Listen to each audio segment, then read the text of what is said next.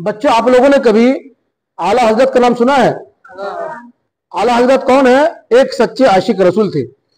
आला हजरत कौन है? सुन्नियत की जान और सुन्नियत की शान है। एक मशहूर नारा है, इश्क मोहब्बत इश्क मोहब्बत। जवाब में क्या बोला जाता है? आला हजरत आला हजरत। तो आप जो है इश्क मोहब्बत के पैकर थे। हुजूर से आपको बड़ी मोहब्बत थी, आप सच्चे आशिक रसूल थे।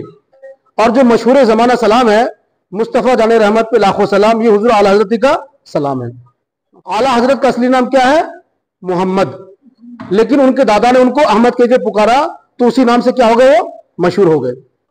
इमाम अहमद रजा खान फाजिल बरेलवी अलैहि रहमा। आला हजरत की पैदाइश 10 शव्वाल 1272 हिजरी में बरेली शरीफ में हुई और 25 सफरुल मुजफ्फर 1340 हिजरी को जो है इस दारे फानी से आप कूच कर गए।